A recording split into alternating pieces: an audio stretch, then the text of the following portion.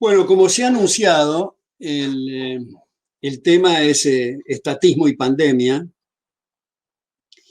Yo voy a elaborar sobre este tema y después me gustaría tener preguntas de ustedes y más que preguntas, debates, discusiones. Si les parece que están de acuerdo con las cosas que estoy diciendo, hagan de abogado del diablo, porque es un ejercicio muy bueno para debatir y ver los aspectos eh, que uno no presenta adecuadamente o con los argumentos suficientemente sólidos. Vamos a ir en ese orden, estatismo y pandemia. Yo creo que un punto muy central en el contexto que estamos viviendo es primero analizar el problema que crea para la ciudadanía con y sin pandemia, con pandemia peor porque la situación es crítica, de estados, aparatos estatales elefantiásicos, con impuestos insoportables, cargas tributarias insoportables, con manipulaciones monetarias que producen procesos inflacionarios que los economistas llamamos, esa palabra usamos, inflación, que en realidad oculta una estafa monumental a la gente, especialmente a los más necesitados. A eso se agrega una deuda colosal, y quiero en este sentido hacer una pequeña nota a pie de página o una digresión, diciendo que cuando Jefferson era embajador en París, recibió la flamante Constitución estadounidense y dijo que si pudiera introducir una enmienda o una reforma, sería la prohibición de la deuda pública externa. ¿Cuál es el argumento que ha esgrimido Jefferson y que han tomado o retomado varios intelectuales contemporáneos?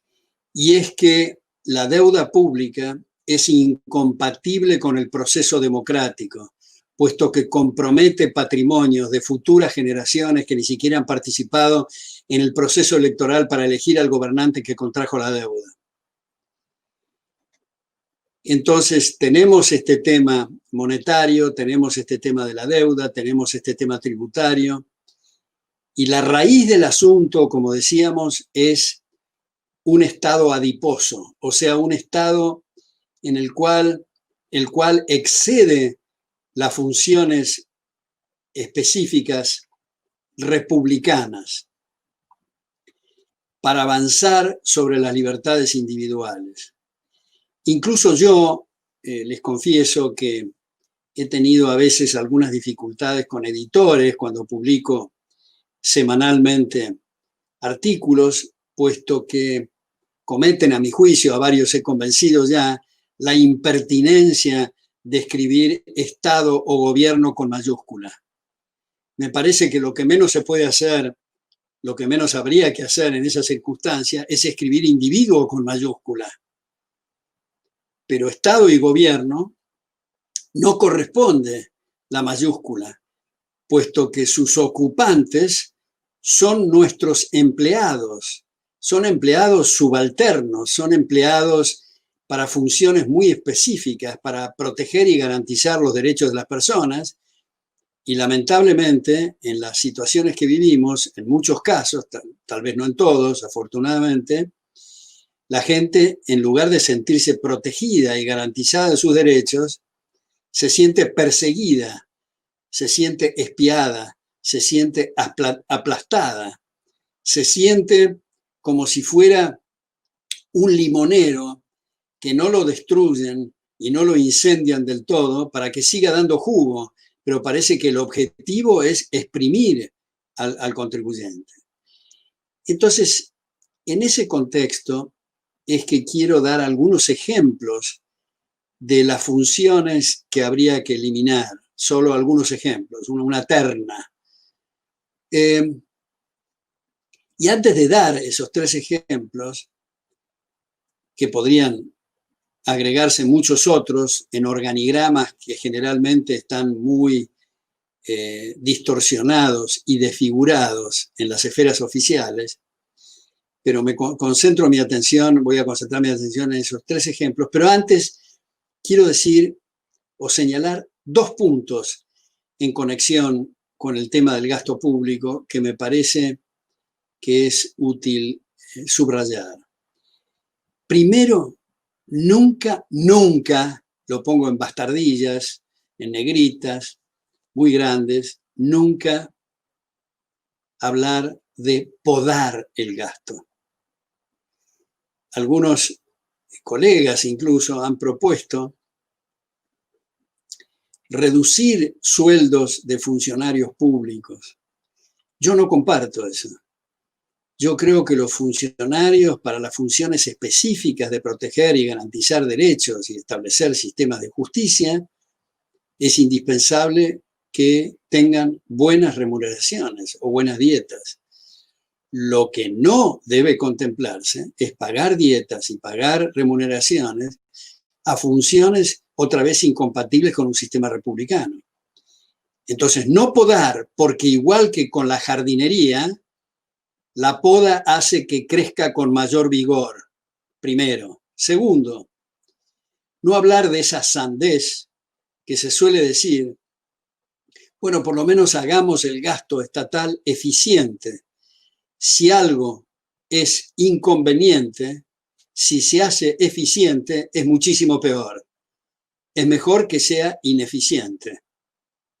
Ahora, habiendo dicho eso, pongo este ejemplo, entre tantos otros, estos 3 ejemplos. Primero, la banca central. La banca central, como dice el premio Nobel en Economía Hayek,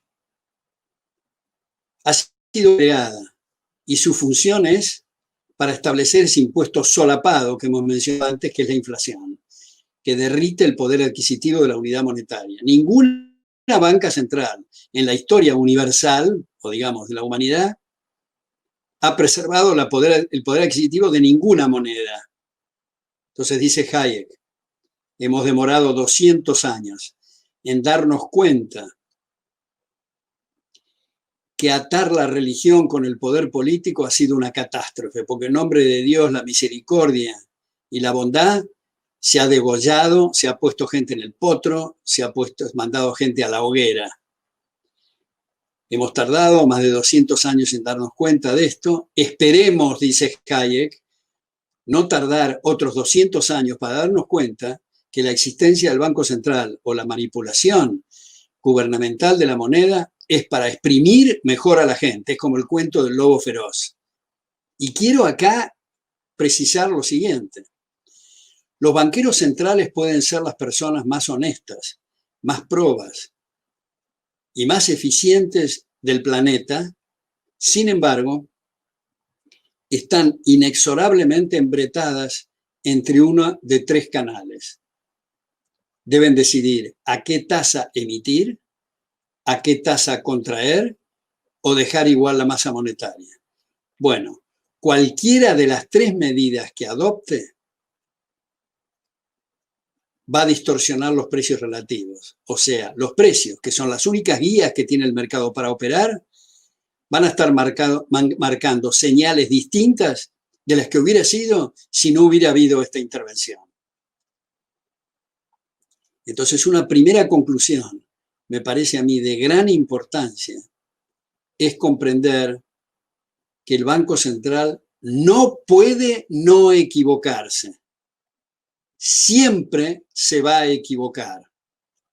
Y si alguien dice, bueno, pero supongamos que los banqueros centrales tienen una especie de bola de cristal y aciertan para saber exactamente cómo hubiera sido la cantidad de dinero que el mercado requiere.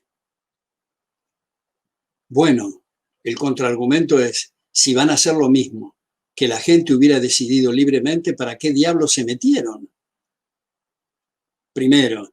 Y segundo, la única forma de saber qué es lo que la gente va a querer es dejarla que opere. Es decir, que la gente pueda elegir cuáles son los activos financieros de su preferencia.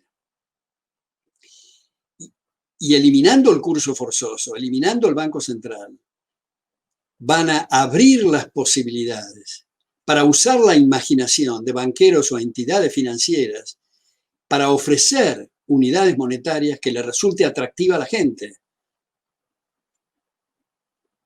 Y eso ha sido en parte la historia monetaria, hasta que intervino la vaca sagrada del siglo XX, anterior a eso el Banco de Inglaterra, pero digamos en general, la vaca sagrada comenzó en el siglo XX, con las bancas centrales, eliminando cajas de conversión, o sea, la relación recibo-metálico, pero nuevamente, como dice la muy frondosa bibliografía que hay actualmente, la experiencia ha demostrado que el gobierno ni siquiera debe intervenir en ese tema de las cajas de conversión, puesto que inexorablemente en la historia monetaria ha primero suspendido transitoriamente la conversión y luego la ha eliminado.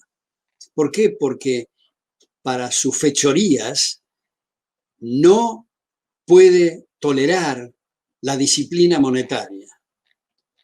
Entonces, igual cuando alguien pregunta, pero ¿qué cantidad de moneda va a haber? Es lo mismo que preguntar qué cantidad de lechuga va a haber o de bananos. Eso depende de la gente, depende de los precios relativos.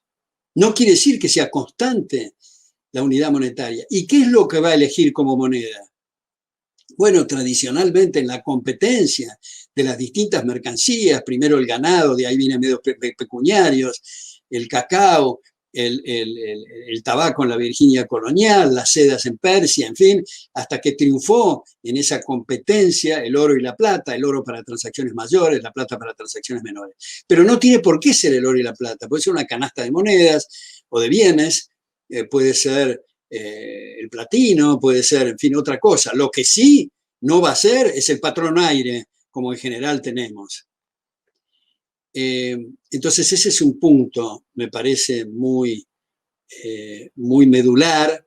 Y para estas cosas que estoy señalando, hay que despejar de la mente telarañas y hay que despejar la idea conservadora de estar atado, clavado y encajado en el statu quo. Y no porque siempre se ha adoptado algo, aceptarlo. Y no importa qué hacen otros, la falacia ad populum, no debemos caer en eso. Si todos lo hacen, está bien, si nadie lo hace, está mal. No hubiéramos pasado del garrote para ir al arco y la flecha, porque el arco y la flecha, el primero que lo descubrió, que lo inventó, que lo utilizó, nadie lo había hecho antes. Y por lo tanto, si había que hacer lo que hacen todos todo el tiempo, estaríamos todavía con taparrabos y garrotes. Entonces, usar un poco las neuronas, un poco la imaginación y cuestionar, me parece, muchas de las cosas que están ocurriendo, porque no es una casualidad, ni viene del aire esto que estamos observando de triturar, estrangular, digamos, al que paga impuestos. Esta es una primera medida. Una segunda medida es preguntarnos, ¿por qué existen las embajadas? ¿No sería acaso algo razonable y aceptable en la época de las carretas? Pero ahora, con videoconferencias, con sistemas que estamos utilizando ahora, y que se están utilizando en materia educativa, en materia laboral, en fin. ¿Qué es eso de las embajadas? ¿Qué es eso de los palacios fenomenales en las capitales de los distintos países? ¿Qué es eso de los automóviles, los conductores, las secretarias, los funcionarios, los cócteles, la comida, los pasaportes diplomáticos? Habría que eliminar todo eso. Y en todo caso, consulados, en todo caso, subrayo, para problemas de pasaporte, que dicho sea de paso, y entre paréntesis, y esto es algo que da para otro debate, el pasaporte es algo realmente desagradable y fruto de esquemas totalitarios. Algo que permite pasar al que porta. Si uno estudia lo que ocurría antes de la Primera Guerra Mundial, que no existían los pasaportes, como ha señalado Salvador de Madariaga y tantos otros escritores, que la gente que quería irse a otro lugar simplemente se iba a otro lugar, y si quería usar las monedas de otros países simplemente las utilizaba. Bueno, entonces la segunda medida es la eliminación de las embajadas. Una tercera medida que los invito a meditar es la eliminación de los ministerios de Cultura y Educación. En realidad, el Ministerio de Cultura y Educación son insultos a la inteligencia. ¿Qué quiere decir educación? Por naturaleza, la educación es un proceso competitivo de puertas y ventanas abiertas donde entra mucho oxígeno, de prueba y error. Nadie tiene la precisa de qué es lo que hay que imponer en estructuras curriculares, ni establecer pautas. Hoy hablamos de educación pública y educación privada, pero la educación privada es en gran medida también estatal, puesto que las instituciones educativas llamadas privadas, en realidad lo que deciden es cómo es el campus y cuál es el color de los ladrillos que están pintadas sus edificios, pero lo que allí se expende, que es estructuras o andamiajes curriculares, son decididos o pautados por los ministerios de Educación y de Cultura. Entonces la competencia, y esto hay que ponerlo, me parece a mí, en el contexto de lo que ha dicho tantas veces Karl Popper. Tal vez haya sido la enseñanza más importante de Karl Popper. Cuando alguien dice, bueno, pero para establecer una verdad, para concluir que hay una verdad en algo, hay que verificarla empíricamente. Morris Cohen, en su introducción a la lógica, dice, contraargumenta a esa afirmación que la verdad debe ser verificada empíricamente, le contesta, eso que usted está diciendo, que todas las verdades tienen que ser verificadas empíricamente, no es verificable empíricamente, primero. Y segundo, Karl Popper dice que nada en la ciencia es verificable, ni en ciencias sociales ni en ciencias naturales. Todo es corroborable provisoriamente, subrayo, provisoriamente, abierto a refutaciones. Entonces, con más razón, el conocimiento, la educación, tiene que ser un proceso competitivo que, dicho sea de paso, y esto es muy importante, al ser competitivo, se produce un sistema de auditorías cruzadas entre las distintas instituciones.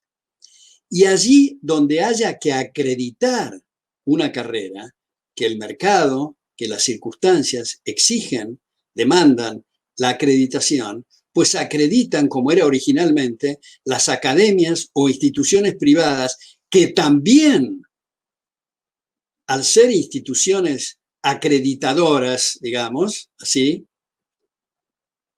compiten por la excelencia y también trabajan en auditorías cruzadas, porque por eso, en estos contextos en que vivimos, es muy importante comprender que un aspecto central de la sociedad libre son los incentivos. Quiero ilustrar, bueno, tal vez hay una terna también aquí de los mayores expositores respecto de los incentivos en economía, que es el ex premio Nobel en economía, el premio Nobel en economía Ronald Coase, Harold Dempsey y Douglas North. Son los tres que más han trabajado en el tema de los incentivos. Y lo quiero ilustrar con el caso de las mal llamadas empresas estatales. ¿Por qué mal llamadas? Porque la característica medular de una empresa es asumir riesgos con recursos propios. y no echar mano a la fuerza, al bolsillo o al fruto del trabajo ajeno, y asumir los riesgos o forzar que otros asuman los riesgos. Entonces no son empresas estatales, son entidades políticas. Ahora, la empresa estatal, en el momento mismo que se constituye, implica una alteración de las prioridades de la gente. Supongamos que la gente prefiere primero A, después B, después C, después D y después E. Y viene la empresa estatal e instala la empresa en F. El cambio de F por A implica una disminución en el nivel de vida de la gente. Y otra vez, igual que como dijimos con la banca central, si el gobernante acierta justo en lo que quiere la gente, hay que preguntarse para qué se metió, con gastos administrativos adicionales, si la gente hubiera hecho lo mismo. Porque lo que hay que entender en economía es que como no hay de todo para todos todo el tiempo, se asignan derechos de propiedad para que los recursos estén en las manos más eficientes. ¿Qué quiere decir el empresario en la sociedad libre o el comerciante? Es aquel que para mejorar su situación personal no tiene más remedio que mejorar la situación de sus congéneres, vendiendo medias, zapatillas, jeans, computadoras, anteojos, corbatas o lo que fuera. Y si acierta, gana. Y si yerra, incurre en quebrantos. Es muy importante el quebranto, por eso una de las cosas más inmorales de los últimos tiempos son los bailouts o los salvatajes en Estados Unidos con empresarios ineptos, empresarios irresponsables o las dos cosas al mismo tiempo. Es muy importante el quebranto, el cuadro de resultados va mostrando esto. Ahora, lo que no queremos decir con empresario o comerciante es lo que lamentablemente en nuestra región ocurre mucho, que son los varones feudales, que son los pseudoempresarios, que son los cazadores de privilegios, que son los asaltantes de guantes blancos, pseudoempresarios que se alían con el poder para obtener privilegios, mercados cautivos y otras cosas que siempre derivan en precios más altos, calidad inferior o las dos cosas al mismo tiempo. O sea, siempre deriva en explotación miserable de sus congéneres, muy especialmente de los más necesitados. Entonces acá tenemos otro tema que es fundamental, liberarse de todas esas instituciones políticas, mal llamadas empresas estatales, y venderlas al mejor postor, sin base de ninguna naturaleza y sin condición de ninguna naturaleza. Porque lamentablemente la condición del hombre y la condición de este planeta es que los recursos son escasos y las necesidades son ilimitadas. Cada vez que hablamos de una mala asignación de recursos, de un despilfarro, de un derroche, de una medida de política económica equivocada, como algunas de las que señalamos, esto implica, y me quiero detener un minuto acá, implica disminución de ingresos y salarios en términos reales. Porque el único factor que determina ingresos y salarios en términos reales son las tasas de capitalización. Esto es, maquinarias, equipos, instalaciones, conocimientos relevantes que hacen de apoyo logístico al trabajo para aumentar su rendimiento. No es lo mismo pescar a cascotazos que con una red de pescar. No es lo mismo arar con las uñas que con un tractor. Los equipos de capital permiten aumentar la productividad y el rendimiento. Y como he dicho tantas veces para ilustrarlo, la diferencia de salarios e ingresos en términos reales entre Uganda y Canadá no es que los canadienses son más generosos y el ugandés es más agarrado, más amarrete, como decimos nosotros. Es que el canadiense está obligado a pagar salarios más altos porque la tasa de capitalización en su jurisdicción es más alta, es más intensa. También, como varias veces hemos dicho, es característico de una republiqueta africana que el señor feudal del lugar se haga abanicar a la hora de la siesta por 14 personas. Pero si esa persona se muda a Nueva York y pretende que lo abaniquen 14 personas, la abanicada le sale $10.000. Lo tienen que sacar de otras empresas, otros lugares. La competencia, digamos, por los aumentos de tasas de capitalización es mayor. Por eso es que en muchos países avanzados, Estados Unidos, a pesar del actual morador de la Casa Blanca que aumenta sideralmente el gasto y la deuda y otras barrabasadas, a mi juicio, a pesar de eso, debido a la tasa de capitalización acumulada por un sistema guiado en buena parte de su historia por la extraordinaria visión de los padres fundadores en Estados Unidos, que de un tiempo a esta parte se ha ido desdibujando, pero digamos, debido a eso, es que no hay en Estados Unidos, en Canadá, en lugares así de alta tasa de capitalización, o hay muy poco de aquello que se llama servicio doméstico. ¿Por qué? ¿Las amas de casa no les gusta tener apoyo en Estados Unidos y en Canadá? Sí, les gusta, pero no lo pueden afrontar, porque es carísimo, porque lo tienen que sacar de tal o cual empresa. No quiero hacer propaganda acá de las empresas para ilustrarlo, pero digamos, las tasas de capitalización hacen más humano el trabajo. Cuando alguien en un lugar de altas tasas de capitalización dice que para su puesto gerencial le tienen que dar una oficina con música funcional de Mozart y que la oficina tiene que estar entelada de celeste claro y además tener 2 pantallas de televisión, etcétera. Si se lo dan, no es porque son buenos, es porque si no se lo dan, no lo tienen de gerente, porque las tasas de capitalización se lo exigen. Sin embargo, vivimos en la época de las llamadas conquistas sociales, que si me permiten la expresión, es una reverenda imbecilidad. Porque no se puede por decreto hacer la gente más rica. Sería muy interesante hacerlo. Yo personalmente firmaría ese decreto y no el 22% móvil y esas pavadas que se dicen, sino aumentar el 4 millones% mensual y hacernos todos millonarios. Pero lamentablemente no se puede.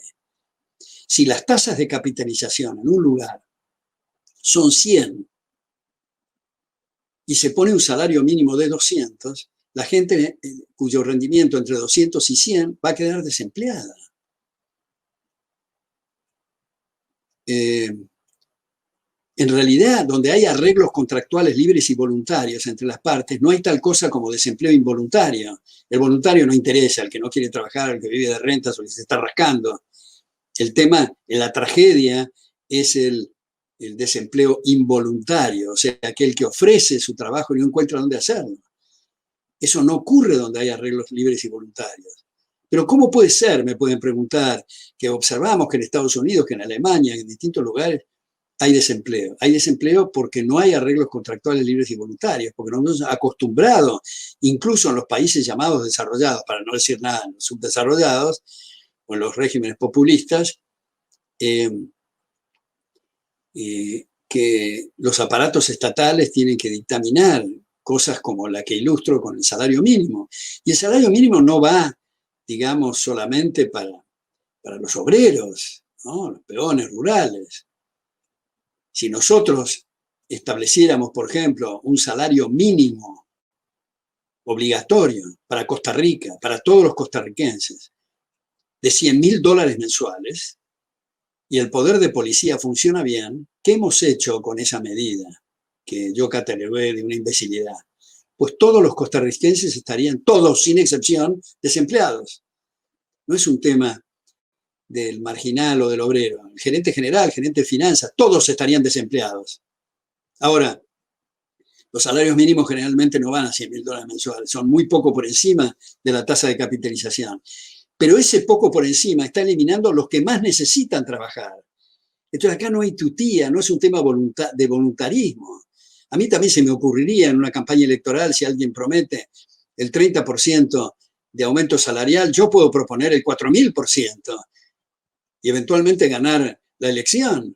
Pero el tema es que no hay magias, que no se puede hacer, que nos han convencido durante mucho tiempo de estas sandeces Y lo peor es que es en el nombre de los pobres y se los está arruinando, especialmente a los pobres. Otro ejemplo que quiero dar por último, antes de pasar al tema de la pandemia, para terminar con ese segundo capítulo, el tema del impuesto progresivo. En Estados Unidos, cuando se estableció el impuesto progresivo en el año 1913, se llamó la Revolución del año 13 porque requirió una reforma constitucional. En la Argentina, el creador e inspirador máximo de la Constitución Liberal de 1853, Juan Bautista Alberdi, se oponía al impuesto progresivo, igual que los padres fundadores en Estados Unidos. ¿Y por qué es que Marx, en el Manifiesto Comunista con Engels de 1848, insiste tanto en el impuesto progresivo? Porque destroza el sistema que él bautizó como capitalista. ¿Por qué? ¿Qué tiene de malo? ¿Qué pasa con el impuesto progresivo? Bueno, a ver si me prestan atención en esto. El impuesto progresivo tiene estos efectos. Primero, altera las posiciones patrimoniales relativas. ¿Qué quiere decir eso? Quiere decir que nosotros vamos al supermercado, compramos más del producto A, menos del B, un poco más del C, del D, en fin, y vamos estableciendo determinadas posiciones patrimoniales relativas. Si el impuesto es proporcional, o sea, una alícuota o una tasa proporcional al objeto imponible, y ya sabemos que el 10% de 1.000.000 no es lo mismo que el 10% de 1.000, no pasa nada con las posiciones patrimoniales relativas. Pero si el impuesto es progresivo, quiere decir que la tasa progresa a medida que progresa el objeto imponible. Hemos asignado estos recursos y establecido ciertas posiciones patrimoniales con nuestro plebiscito diario en el mercado, compras y abstenciones de comprar en el supermercado, y resulta que salimos y el gobierno decide establecer un impuesto progresivo. Quiere decir que alteró todo aquello que votamos hace un rato. Y otra vez, como los recursos no crecen en los árboles y son escasos en relación a las necesidades, el alterar las posiciones relativas quiere decir que está estimulando y desestimulando a las distintas actividades en una forma artificial y distinta a la que había hecho la gente. Y eso implica consumo de capital y por lo tanto baja de salarios en términos reales. Segundo, el impuesto progresivo es regresivo. Supongamos que se le cobra un impuesto del 90% de las ganancias al más millonario de la comunidad. ¿Qué va a hacer ese millonario? Bueno, va a pasar un mal rato con su contador, eventualmente tendrá una úlcera, pero no va a dejar de cambiar su ritmo de vida, sus comidas, sus automóviles, su casa o su mansión. ¿Qué va a hacer? Va a dejar de invertir. Y si deja de invertir, ¿qué pasa? No dijimos que la tasa de capitalización es lo que aumenta salarios e ingresos en términos reales, pues se está perjudicando especialmente al que está en el margen, al más pobre de todos, que es el que paga el pato, el que va a recibir el impacto. ¿Por qué? Porque al reducirse la inversión, se reduce salarios e ingresos en términos reales. O sea, es regresivo. Tercero, el impuesto progresivo bloquea la movilidad social. Si nosotros nos imaginamos una pirámide patrimonial, en el vértice están los más ricos y en la base los que menos tienen.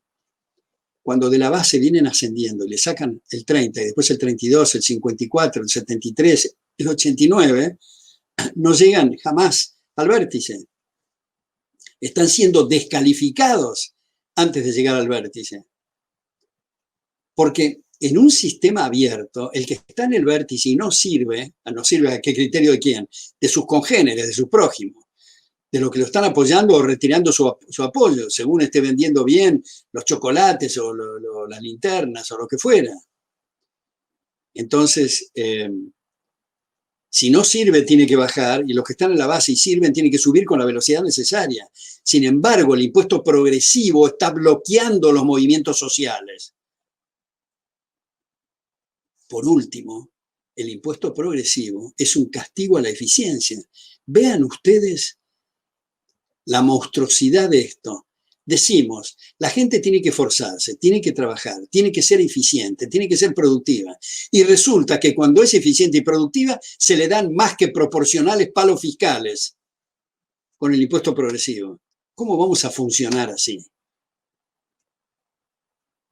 Y además, y esto sería para motivo de otra charla, es bastante ridículo, para decirlo suavemente, académicamente,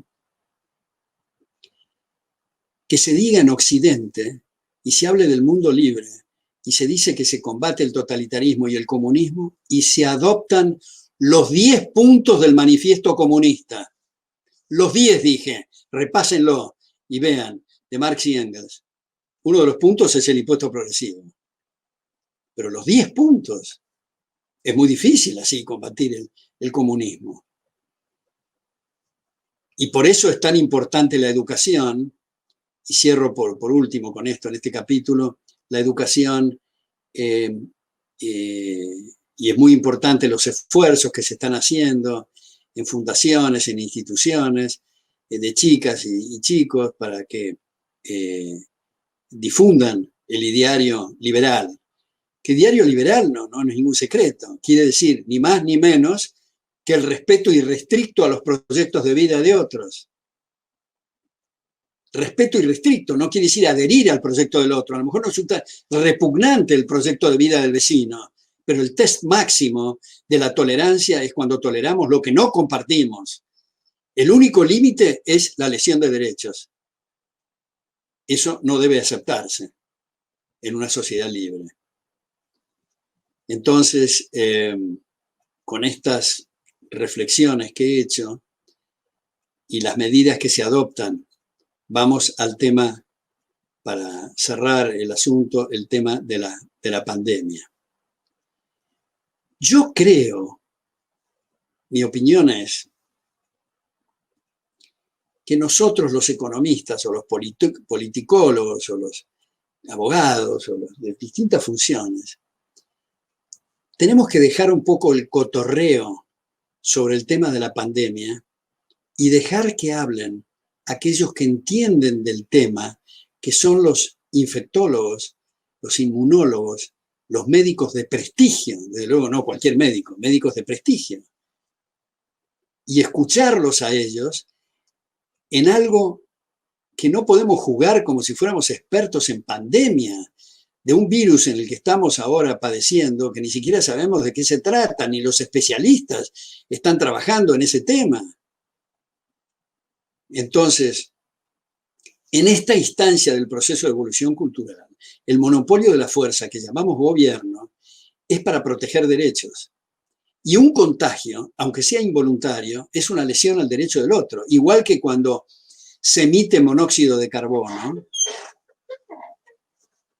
y desde luego la cantidad de monóxido de carbono que afecta a los pulmones del otro no va a ser lo mismo en Los Ángeles, California, que en el desierto de Sahara. No vamos a decidir eliminar por completo la contaminación, porque había que eliminar el dióxido de carbono, que es cuando exhalamos, y por lo tanto nos morimos todos. De manera que, ¿cuál es la medida de eso? Hay que regularla. Pero digo, es una lesión al derecho del pulmón del otro, es una lesión al derecho cuando hay un contagio, es una lesión al vecino cuando tiramos ácido sulfúrico en su jardín. Distinto sería si hubiera una vacuna. Porque la vacuna, si se asignan derechos de propiedad, en el transporte, en los trabajos, en los lugares bailables, en los comercios que consideran que hay riesgos, van a pedir certificación de esa vacuna. Pero en este momento no hay vacunas. Entonces, yo quiero poner como ejemplo el caso de dos médicos de prestigio argentinos, ¿no? Uno es Pablo Bombay, que es de una institución que se llama CEMIC, Instituto Universitario CEMIC, donde es el jefe de inmunología, y el otro es Jorge Geffner, que es de la Universidad de Buenos Aires, y los dos han dicho algo muy prudente y ponderado, a mi juicio, y es que todo no se puede poner en la misma bolsa. Hay que aplicar el federalismo también en esta materia. Esto es descentralizar. No es lo mismo una zona urbana que una zona rural. Dentro de las zonas urbanas hay distintas categorías a los efectos de evitar contagios. Por otra parte, en otro lugar del mundo, cruzando el Atlántico, digamos, Claude Maurlet, que es doctor en medicina, parlamentario francés, y lo recomiendo que lo vean en YouTube, ha pronunciado un discurso donde condena severamente a los que atacan el liberalismo y dice que se debe a que leen mucho más a Robespierre que a Tocqueville. Y sugiere, este doctor en medicina, para el caso francés, subrayo, para el caso francés, ir eliminando la cuarentena. Es para el caso francés. En el otro lado del Atlántico, de nuevo, ahora en Estados Unidos, también doctor en medicina, Anthony Fauci, que tiene como adelanté conflictos con el morador de la Casa Blanca, él sostiene que sin más eliminar el aislamiento en Estados Unidos va a acumular enormemente cantidad de cadáveres, que es muy importante ver las distintas zonas y las distintas medidas, pero mantener el aislamiento y las medidas precautorias para evitar estas muertes. Por supuesto, estimados amigos, que en estas cosas, como todo en la vida, hay que mantener un equilibrio, hay que mantener un trade-off, hay que mantener la relación costo-beneficio. Porque por una parte, si todos fenecemos, a nadie le interesa cuál es la cotización de los títulos en Wall Street. Pero por otra parte, la inmovilidad o la no actividad económica también puede conducir a muertes por hambre. Entonces, ¿cuál es el equilibrio de esto? A mí me parece muy importante, otra vez digo, la opinión de médicos de prestigio para cuidar la salud y evitar contagios.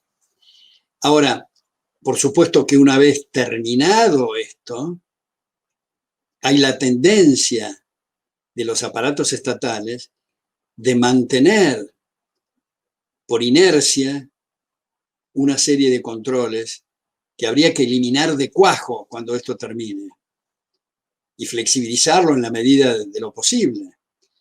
Porque en esto hay que recordar siempre el dictum de Ronald Reagan, que decía: no hay nada más permanente que una medida transitoria de gobierno. Entonces me parece que hay que tener cuidado de las tentaciones orwellianas de excederse con los controles, pero al mismo tiempo comprender que estamos transitando una situación muy difícil que antes en nuestras vidas, por lo menos, no se había conocido, y que hasta que no haya fármacos que combatan al COVID-19 o vacunas, o las dos cosas, estamos en una situación muy delicada y compleja. Entonces, deben opinar los entendidos en esto. Y no digo expertos, porque tengo un libro en la biblioteca que se llama Organismos Internacionales, Expertos y otras plagas de este siglo.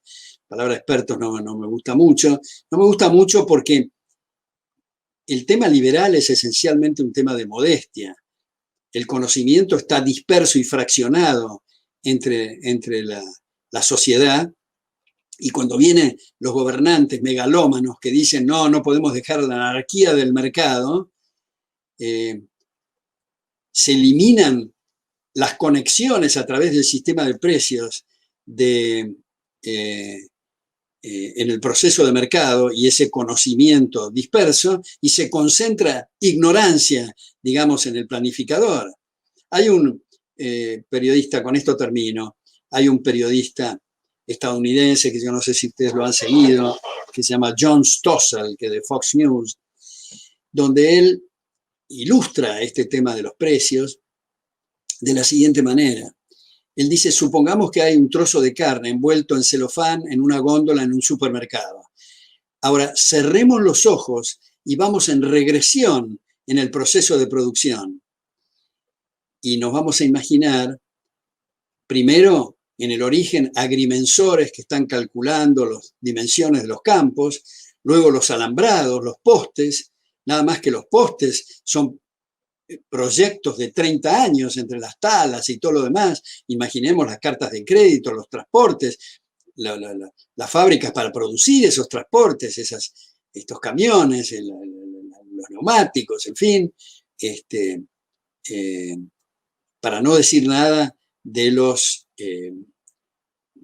tractores, de los fungicidas, los fertilizantes, bueno, las cosechas, los peones de campo con los caballos, las riendas, nada más que imaginarse las riendas, son, qué sé yo, 50.000 personas que colaboran. Nadie está pensando en el trozo de carne, la góndola, en el supermercado y el celofán, sino que cada uno está en su spot, haciendo lo que cree saber. Y a propósito de creer saber, en este sistema interesante de la conexión a través del sistema de precios, produce ese producto final. Y cuando vienen estos megalómanos a decir, no, en la anarquía de mercado resulta que desaparece la carne, desaparece el celofán, desaparece la góndola y eventualmente desaparece el supermercado, como ocurre en este lugar llamado Venezuela, que está dirigido por este personaje que habla con los pajaritos. Entonces, es importante, especialmente cuando hay un tsunami, cuando hay una guerra, cuando hay un terremoto, es especialmente importante, cuando hay una pandemia, especialmente importante, más que en ningún otro momento, que los precios funcionan. Pero resulta que algunos gobiernos ponen precio máximo a los barbijos, ponen precio máximo a los medicamentos, al alcohol en gel, que es especial para producir faltantes de estos productos, dado que al bajar el precio artificialmente va a haber más gente que pueda demandar, pero no por eso aumenta la producción. Más aún, la producción tiende a disminuir porque el precio está achatado en relación a otras posiciones, y lo importante es que suba el precio a los efectos de atraer mayor atención para servir a esos productos. Bueno, con esto he dicho y he terminado esto, y podemos tal vez recibir preguntas. Muchísimas gracias.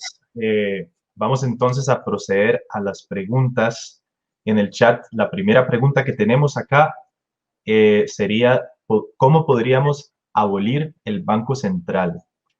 ¿Sería real en un país como Costa Rica? Bueno, no conozco el caso de Costa Rica, pero agrego que es irrelevante si es Costa Rica, la Argentina, Chile o cualquier país. Es lo mismo que si en determinado momento, en determinado país, el gobierno tiene la manía de tener el monopolio de los tomates, y alguien pregunta, ¿es factible en Costa Rica eliminar el monopolio de los tomates? ¿Es factible en Costa Rica y en cualquier otro lugar? El tema es primero comprender el problema. Si nosotros creemos que tenemos que seguir manipulados por los llamados expertos monetarios e instituciones oficiales que administran el dinero, vamos a seguir así. Por eso es tan importante otra vez el tema educativo. Por eso es tan importante, me parece a mí, esta frase tan extraordinaria del marxista Antonio Gramsci, que dice, comillas, tomen la cultura y la educación y el resto se da por añadidura. Es muy importante lo que ocurre en cátedras universitarias, y es fantástico cuando tenemos experiencia o tenemos la posibilidad de estar frente a alumnos y alumnas un semestre o un año. Es fantástica la reacción, es increíble cómo se establecen vínculos de amistad con los alumnos. Es fantástico cuando a uno le dicen, esto me cambió la vida, me abrió horizontes y me hizo ver otras cosas que hasta este momento no veía. Pero por supuesto que tienen que tener la oportunidad de escuchar otras campanas. Si en la mayor parte de las cátedras universitarias estamos repitiendo las barrabasadas de los últimos 50 años, y estamos con los socialismos, con los keynesianismos, con la CEPAL y con todas estas ideas, desde luego que las consecuencias van a ser las que estamos viviendo. Esto es, mayores pobrezas, mayores preocupación, especialmente de la gente más necesitada. Por lo tanto, sea para la banca central, sea para lo que fuera, yo quiero terminar esta respuesta diciendo que mi libro, que ahora está en marcha, un nuevo libro que se llama Maldita Coyuntura, porque trato de mostrar que estamos enredados en la coyuntura del día a día, como perros histéricos en círculos tratando de mordernos el rabo, en lugar de producir debates de fondo, como los que traté esta noche de poner ante ustedes, o esta tarde, no sé la hora que es ahí en Costa Rica, pero a los efectos de correr el eje del debate. Y en ese sentido, en este libro, el editor, que es el de la filial argentina de Unión Editorial de Madrid, me ha puesto en una de las solapas una fotografía de un texto, de un graffiti puesto en una pared del Mayo francés de 1968 por la izquierda extrema, que me parece extraordinario, que dice así: seamos realistas, pidamos lo imposible. Es fantástico, porque las izquierdas, de tanto pechar, de tanto empujar para sus agendas, logran objetivos y son muy realistas.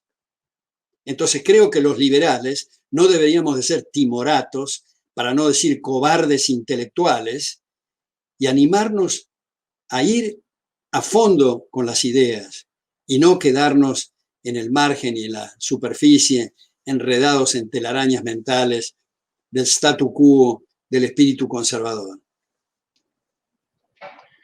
Gracias por la respuesta. Seguimos con la siguiente pregunta.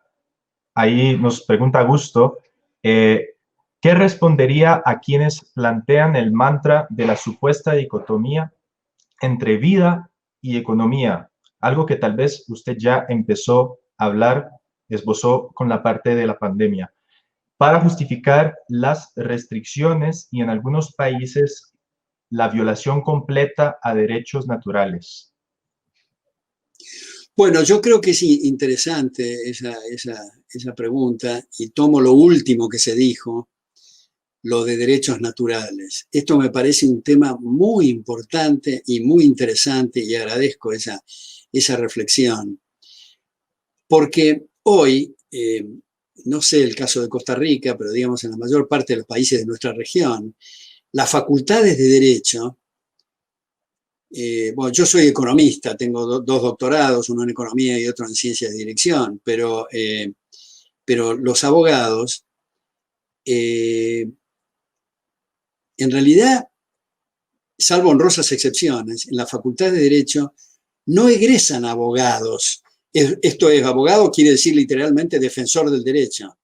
Egresan estudiantes de leyes, o sea, personas que pueden recitar de memoria cuál es el número de la legislación, cuál es el párrafo, cuál es el inciso, pero no tienen la menor idea, ni les interesa cuáles son los puntos de referencia extramuros de la legislación positiva.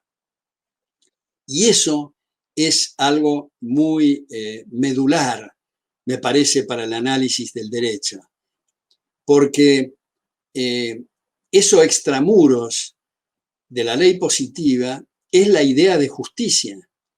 Y la idea de justicia es dar a cada uno lo suyo. Y lo suyo remite a la institución de la propiedad. Y recordemos otra vez, para volver a Marx, que otra vez en el Manifiesto Comunista de 1848, dice textualmente Marx que todo su programa se puede resumir en lo siguiente. 2 puntos. Abolición de la propiedad privada.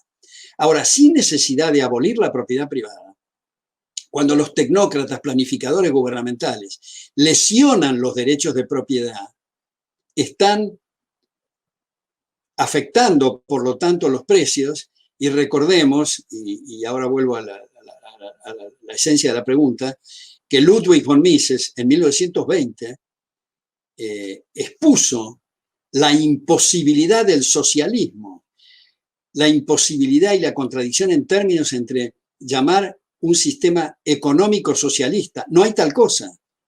La abolición de la propiedad implica la abolición de los precios.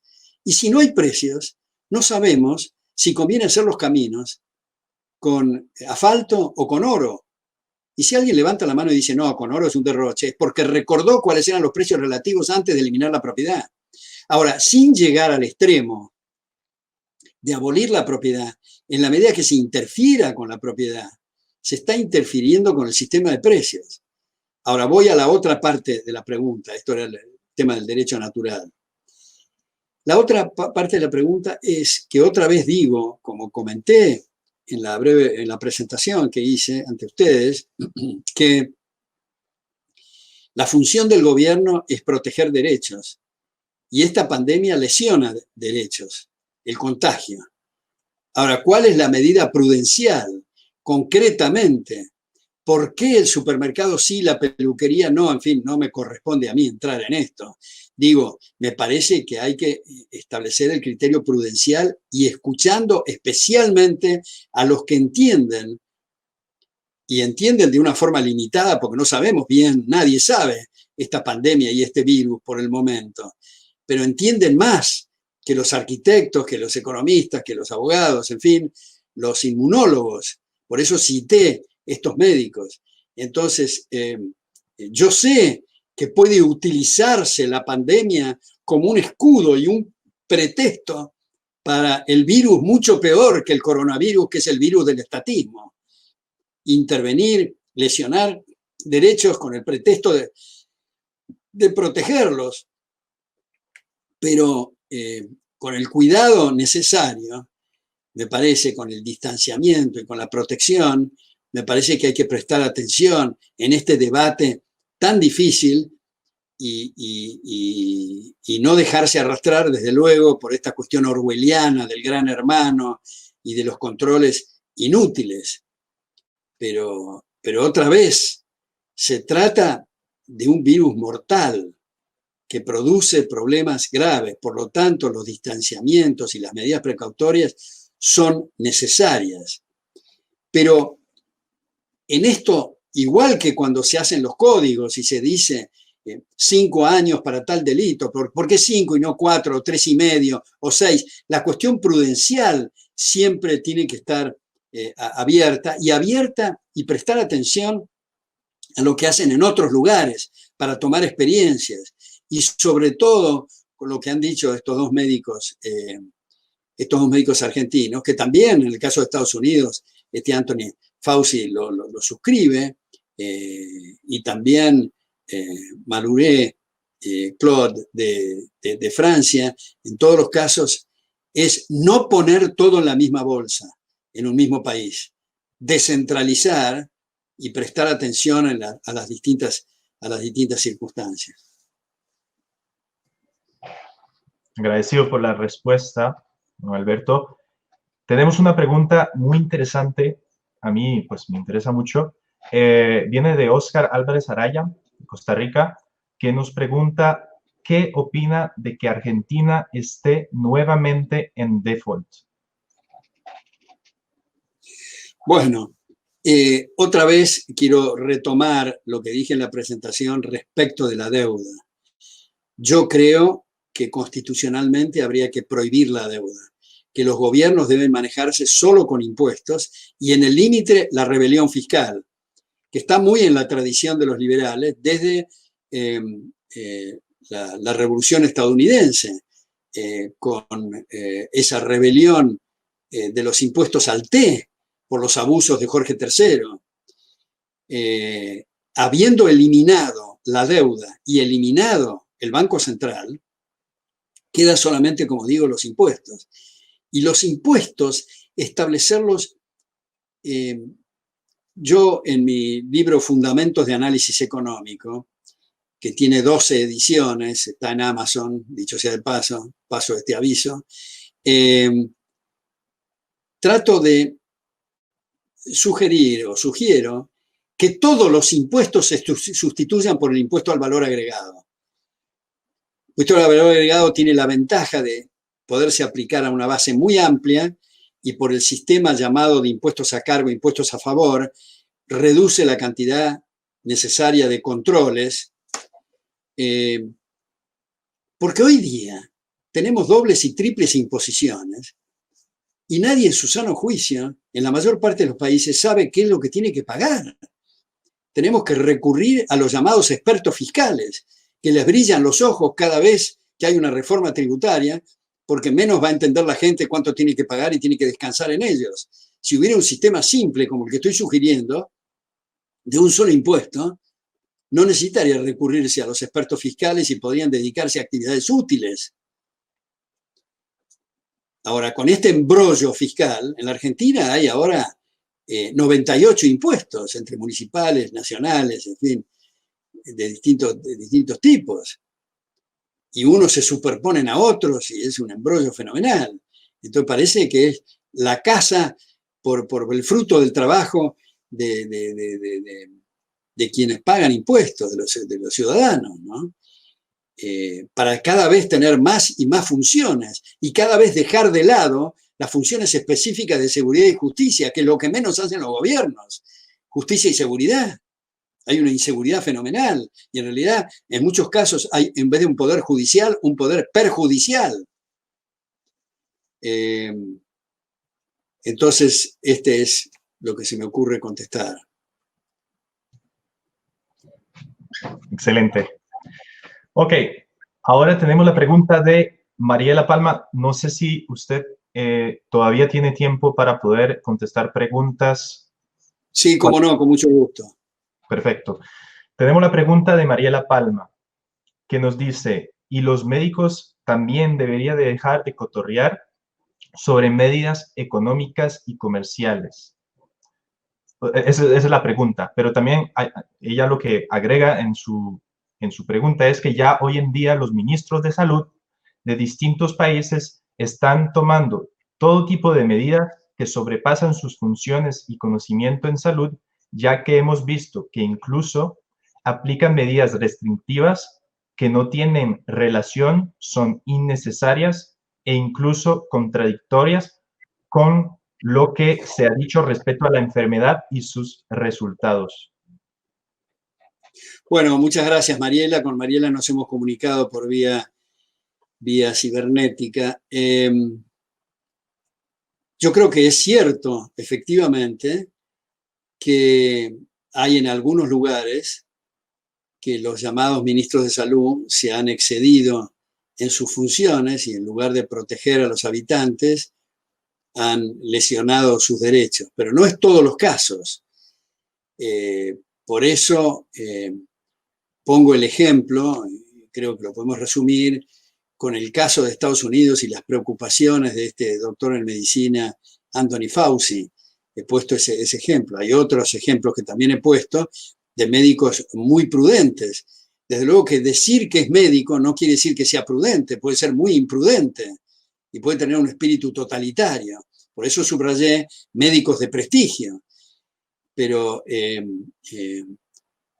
yo comprendo que debemos estar alertas y debemos estar en la punta de la silla y ver que no haya excesos. Y comprendo la preocupación de muchos que no se les ha permitido seguir con sus actividades económicas por poner en riesgo a otros. Pero me parece muy difícil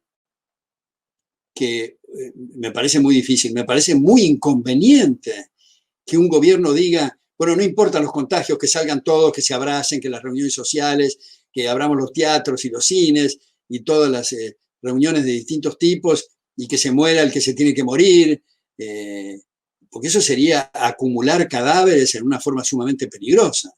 Por eso repito lo del equilibrio, lo cual no quiere decir que en todos lados se establezca ese equilibrio. Y me parece que está bien lo que dice Mariela, si le parece que en determinado país hay un exceso concretamente en determinada medida, criticar esa medida y someterla a debate. Yo creo que la libertad de expresión es algo que debe siempre funcionar al máximo y que cada uno puede decir lo que le da la gana, lo que le venga en gana, y más para esta posición, para hacer de termómetro y de resguardar estos excesos.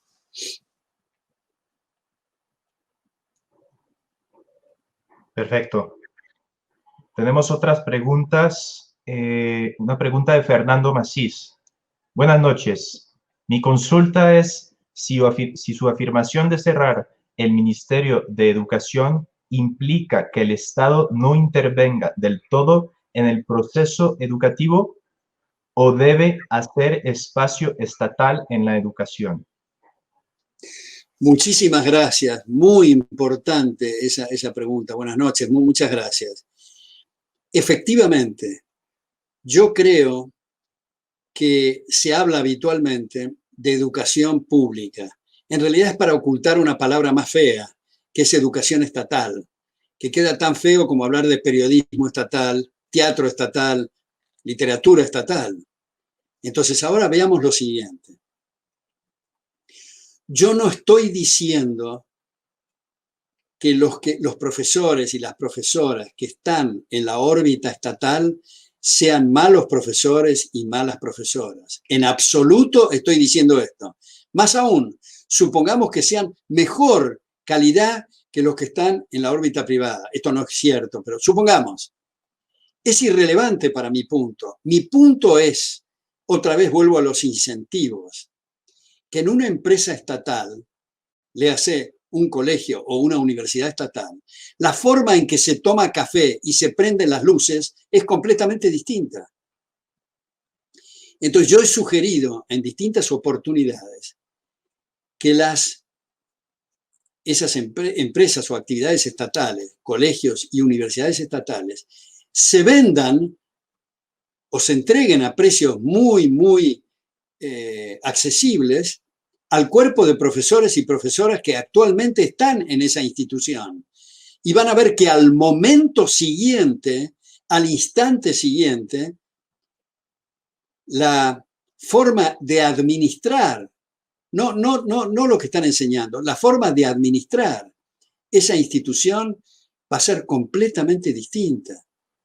Y esto no es porque son ellos contra nosotros. Si nosotros estamos en esa posición de administradores de una entidad estatal, vamos a proceder del mismo modo.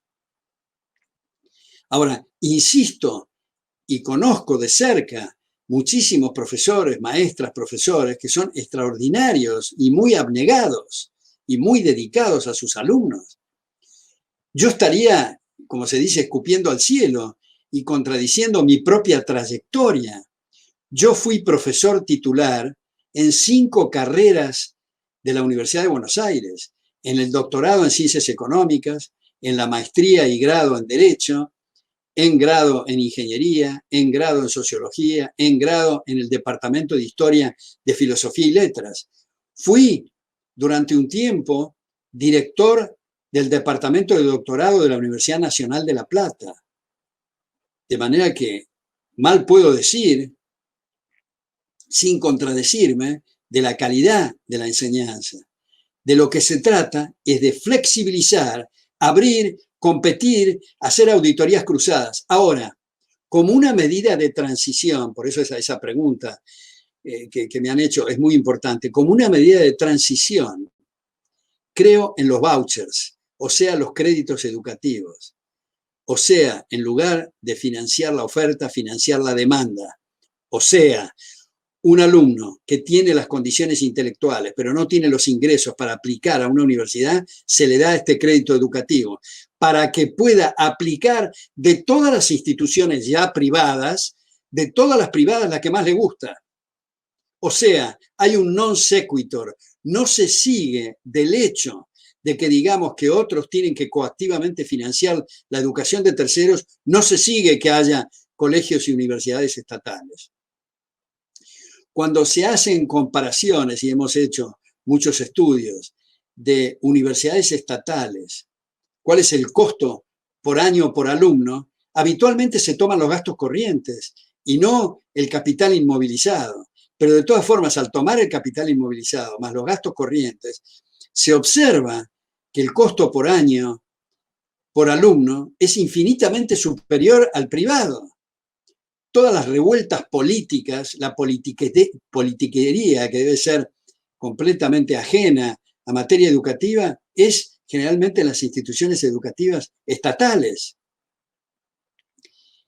Ahora, ¿por qué digo como una medida de transición el voucher? Porque el voucher implica que otra persona va a estar financiando y reduciendo las inversiones para financiar esto y por lo tanto va a afectar ingresos y salarios en términos reales.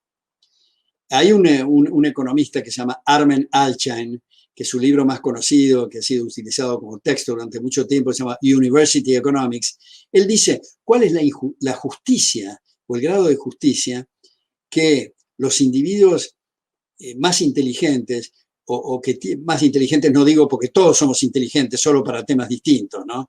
Este tema del IQ y todo eso ha sido muy discutido, pero digamos, gente que no tiene las condiciones para aplicar a las ofertas del momento, tenga que con sus ingresos financiar a los más preparados. Por eso, Armen Alchian también analiza el tema de las llamadas universidades estatales o colegios estatales. Están siendo financiadas principalmente por los pobres, porque otra vez en la otra punta los contribuyentes de jure están reduciendo sus inversiones que afectan los salarios y los ingresos de los más pobres, que a veces ni siquiera pueden ir a la universidad. Entonces, estas son cosas que hay que revisar, que hay que debatir, y en lugar de estar discutiendo si el Producto Bruto va a crecer al 1.3 o al 1.6 y si la estadística del costo de la vida fue tal cosa, en fin, y están enredados en ese tipo de cosas y con el cotorreo, uso de nuevo la expresión, de cuál es la vida privada de la mujer de tal ministro, o todo ese tipo de discusiones y de debates, de comité y cosas políticas, me parece que deben ser sustituidos por estos temas de fondo. Por eso el título de mi libro, Maldita Coyuntura. Pero agradezco muy especialmente esa pregunta porque es muy clave. Y otra vez decir, ¿pero cómo? Si siempre lo hemos tomado como una cosa dada. Bueno, lo que hay que revisar es las cosas que hemos dado y hemos establecido como cosas establecidas eternamente. Es muy importante cuestionar estos asuntos y ver y hacer un zoom, ya que estamos, bueno, no estamos en Zoom, sino en otra cosa, parece, pero en fin, hacer un close-up, digamos, sobre los más necesitados. Todas las medidas de política económica que despilfarren, que derrochen, que no trabajen sobre los incentivos para aprovechar los escasos recursos, siempre van a los hogares de los más humildes. Son los que siempre pagan el pato. Entonces, me parece que es importante revisar esta y otras medidas que hemos sugerido en esta charla. Buenísimo, muchísimas gracias. De hecho, digamos, el aporte del voucher me ha conmovido a mí también porque es una idea que yo creo que es muy importante. Tenemos una pregunta de Héctor Espinosa. La pregunta dice, generalmente el argumento central que se usa para justificar la necesidad de tener empresas estatales es el de la necesidad de tener a disposición recursos estratégicos con el fin de no perder soberanía ante posibles shocks externos, desde el punto de vista bélico o guerras comerciales, no solo desde el punto de vista económico. ¿Cuál sería el argumento técnico que refute esa idea? ¿Y cuál sería la herramienta que permita hacer viable esa acción? Bueno, muchas gracias de nuevo por esa consulta, esa reflexión, que la quiero ilustrar con una anécdota personal. En el caso argentino, cuando los teléfonos eran del Estado, tuve una discusión pública, me acuerdo una vez, con un general que decía que los teléfonos tenían que ser estatales porque era vital y estratégico. Y yo le decía, general, cuanto más vital y más estratégico, más importante que funcione bien. Los teléfonos no tienen tono. Tenemos que gritar para comunicarnos. Por suerte, afortunadamente, después se privatizaron los teléfonos. Y ahora hay muchísimo más comunicación y es evidente en los teléfonos inalámbricos, los celulares, en fin, lo que todo el mundo conoce. Entonces, Cuando se dice que es vital, más razón para que funcione bien, más razón para poner todos los incentivos a operar al máximo a los efectos de sacar el mayor rendimiento. Por eso a veces, volviendo con el ejemplo anterior que ponía del control de precios, a veces se dice, bueno, por esta situación excepcional, estamos en guerra, pongamos precio máximo a los armamentos y a las balas. Bueno, se quedan sin balas. Digamos, cuanto más vital y más estratégico sea algo, si se dice que las comunicaciones, por ejemplo la telefonía, es estratégica, tiene que ser privada. Si fuera estatal, otra vez empezamos como en la selva, como era la Argentina antes. Había que literalmente gritar en los departamentos. La gente tenía que esperar hasta 10 y 15 años para tener un teléfono. Y eso es vital. Eso es una producción cinematográfica de Woody Allen. Digamos, no es serio. Entonces, otra vez, cuanto más necesario y más vital, más razón que los incentivos sean fuertes en la buena dirección. Yo, por último, digo, para volver a este tema de la cosa vital y de los precios y todo eso, yo viví 3 años en Guatemala dando clases en la Universidad Francisco Marroquín. Mientras yo estuve ahí, hubo un terremoto en Guatemala y hubo un terremoto mayor aún en Nicaragua antes. Las políticas de Nicaragua y de Guatemala fueron distintas respecto del terremoto. En el caso de Nicaragua se dijo, vamos a dejar liberados los precios después del terremoto para los artículos y las viviendas de lujo, pero vamos a poner precios máximos para las viviendas dirigidas al menor poder adquisitivo. Pues condenaron a la gente de menor poder adquisitivo a deambular por la calle. Porque tengamos esto en cuenta. Al momento siguiente del terremoto, hay muchísima más gente que necesita vivienda que las viviendas que están en pie, puesto que se destrozaron por el terremoto. Pero la gran diferencia para el futuro es que si se liberan los precios, se está poniendo una luz muy fuerte en ese sistema indicador de precios para decir, señores, todo el mundo a la construcción. Y eso fue lo que ocurrió en Guatemala, que se reconstruyó rápidamente debido a que no se controlaron los precios. Entonces, otra vez, cuanto más necesario, más vital, más catastrófica sea la situación, más razón para conocer qué está ocurriendo. O sea, que los precios puedan transmitir la verdad de lo que está sucediendo y no una ficción.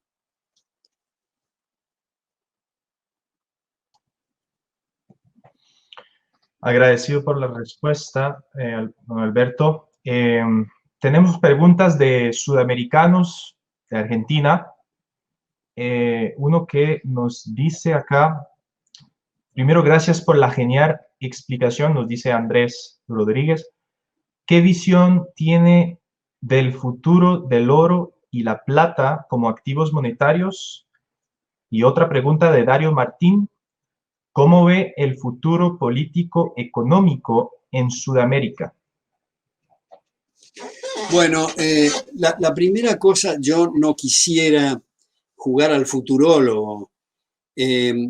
Yo creo que dado lo que está ocurriendo en el mundo, lamentablemente nos ha tocado un mundo difícil, pero por otro lado muy desafiante, especialmente para el espíritu liberal, por razones obvias, pero ha prosperado mucho el nacionalismo, la xenofobia, el racismo, diría yo, en Europa, en Estados Unidos, el populismo. Lamentablemente, tenemos un papa argentino, peronista él, que sostiene que el mercado mata, que el dinero es el estiércol del diablo, eventualmente no está pensando en el Banco del Vaticano, y critica un régimen actual que él denomina capitalista, pero que en realidad ha seguido en gran medida sus recetas, puesto que tenemos una intervención estatal fenomenal, otra vez impuestos insoportables, deudas extravagantes, etc. Entonces, claro, en este contexto, donde hay, como consecuencia de la pandemia, curiosamente, parece una producción otra vez de una tira cómica o de los Tres Chiflados, pero se decide expandir la moneda, o sea, agravar más el problema, lo cual puede vaticinar para el futuro depreciaciones monetarias, que de hecho antes han existido, incluyendo en el dólar. De manera que creo que es un refugio el oro y la plata, que es un buen refugio para gente que quiere conservar su patrimonio. Esto lo digo con cuidado porque, digamos, otra vez, esto es si las tendencias siguen como hasta ahora. Si cambian las tendencias, cambiará lo que decimos. Pero lo importante no es para la gente que tiene capacidad de ahorro qué hacer con su patrimonio y el oro, en fin, sino preservar principalmente el poder adquisitivo de los que menos tienen, para lo cual es importante sacar al gobierno de la esfera monetaria, como dijimos antes. Ahora, esto tenía dos partes, me parece. Uno era lo del oro y la segunda parte me olvidé cuál era el punto. ¿Cómo ve el futuro político-económico de Sudamérica? Sí, bueno, es una pregunta un poquito. Sudamérica todo tiene distintas características. Yo creo, me quiero referir en este caso a la Argentina. Hay en los últimos tiempos, han aparecido fundaciones, instituciones en Tucumán, en Santa Fe, en Mendoza, en Córdoba, en Corrientes, en Buenos Aires. Yo estoy personalmente vinculado a todas estas instituciones. Presido en Buenos Aires el Consejo Académico de la Fundación Libertad y Progreso, y todas esas instituciones están haciendo unas obras fenomenales en la buena dirección. Claro, no podemos tener la arrogancia de decir que nosotros vamos a cambiar el mundo, pero por lo menos vamos a tratar de contribuir. Y aprovecho para decir lo siguiente. Creo que todos, estoy seguro, una de las pocas cosas que estoy seguro, que todos somos corresponsables de lo que está pasando. No importa a qué nos dediquemos, si nos dedicamos a la jardinería, a la música, a la filosofía, a la medicina, no sé, a la economía, al derecho, a la arquitectura, todos estamos interesados en que se nos respete. Ergo, todos tenemos que contribuir para esto. Ya sabemos que todos queremos estar tranquilos en nuestra familia, tranquilos en nuestros trabajos, y pasarla bien. Pero para poder hacer eso, tenemos que tener un clima de respeto recíproco. Y para tener el clima de respeto recíproco, eso no viene del aire. No es una consecuencia automática. Es consecuencia de un esfuerzo. Por eso vuelvo a citar a los padres fundadores, en este caso Thomas Jefferson, que decía, el precio de la libertad es su eterna vigilancia. Fíjense que Alexis de Tocqueville, en el libro menos conocido de él, el más conocido es La democracia en América, el menos conocido es el antiguo régimen de la Revolución Francesa. En este último, él dice, muchos países, es el caso de la Argentina, es el caso de Estados Unidos también, muchos países que han tenido un enorme progreso moral y material. Acordemos que la Argentina, entre la Constitución Liberal de 1853 hasta el golpe fascista del 43, del 30, y después acentuado con el peronismo del 43, en ese periodo éramos uno de los países más ricos del planeta. Los salarios e ingresos en términos reales del obrero rural, del peón rural y del obrero de la incipiente industria eran superiores a Suiza. Esto no fue un lapsus, dije Suiza, Alemania, Francia, España, Italia. La emigración se duplicaba cada 10 años y después nos derrumbamos. Entonces, me parece que es importante poner énfasis en estas instituciones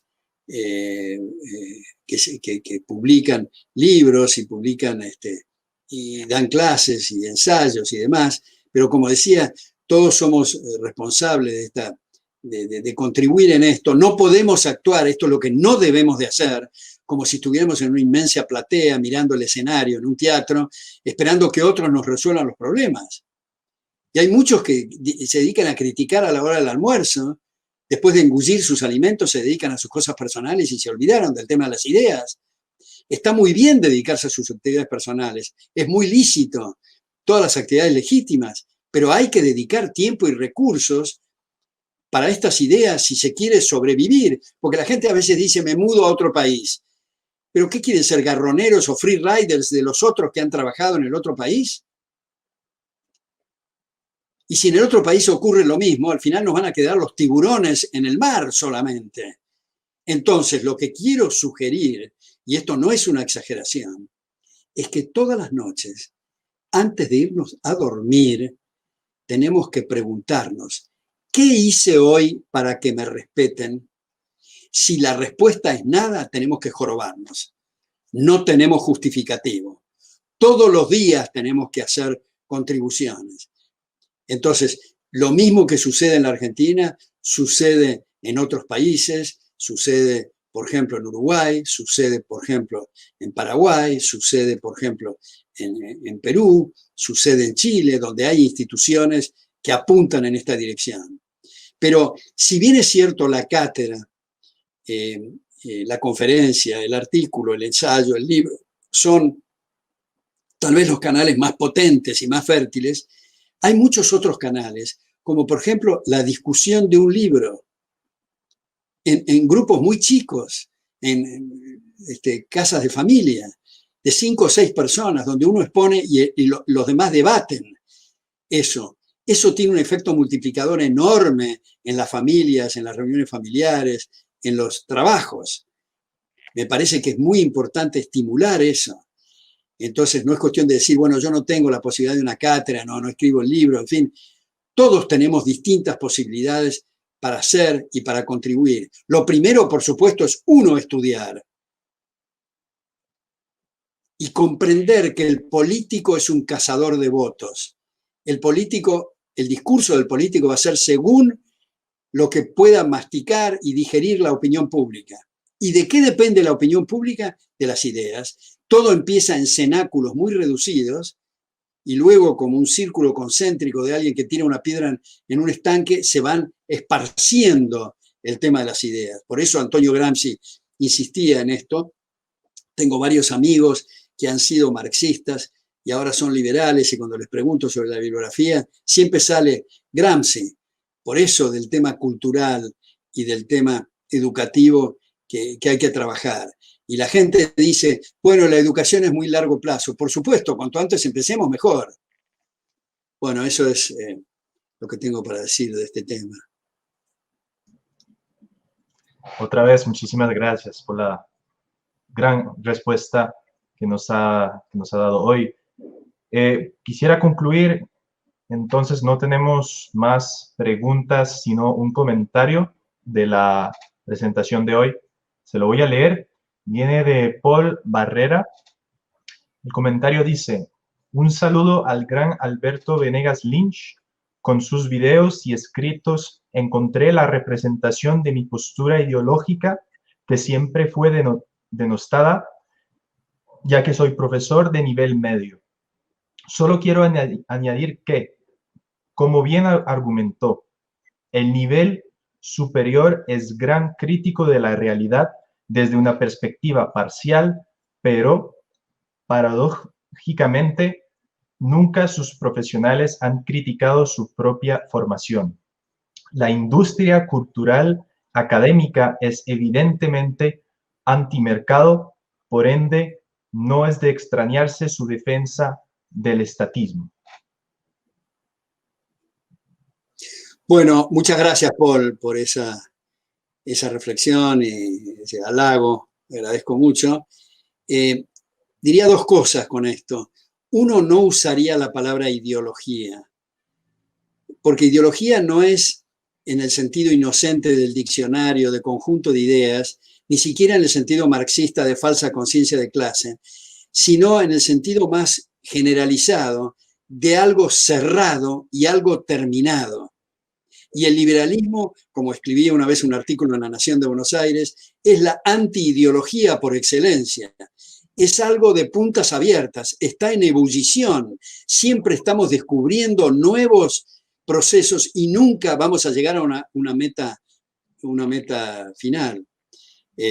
Bueno, me celebro que usted enseñe en la educación media, como dice, y quiero por último agregar esto que usted dice de los académicos. Afortunadamente no son todos los académicos, pero es cierto que hay muchos que, como dice Robert Nozick, un extraordinario intelectual, muchos académicos les resulta mejor estar atados a el paraguas oficial de alguna manera, y por eso se sienten comprometidos para apoyar el gobernante de turno. Pero esa no es la función del intelectual. El intelectual, antes que nada, es de criterio independiente. Un intelectual independiente en realidad es una redundancia, es repetir lo mismo, pero vale la pena el énfasis dado esto que se está diciendo. Afortunadamente, especialmente en el mundo anglosajón y especialmente en Estados Unidos, hay una bibliografía extraordinaria del liberalismo. Entonces yo hago votos para que se traduzcan más de esos libros. Esta editorial que mencioné, Unión Editorial de Madrid, y su filial en Buenos Aires han hecho y están haciendo un trabajo notable de traducir esos trabajos para que el mundo hispanoparlante pueda beber de esa fuente. Bueno, Alexander y todos los que han hecho esto posible, les agradezco muchísimo la organización, la eficiencia. Al principio parecía que no nos íbamos a poder comunicar en Zoom, pero finalmente pudimos hacerlo. Les agradezco mucho y les mando un gran abrazo.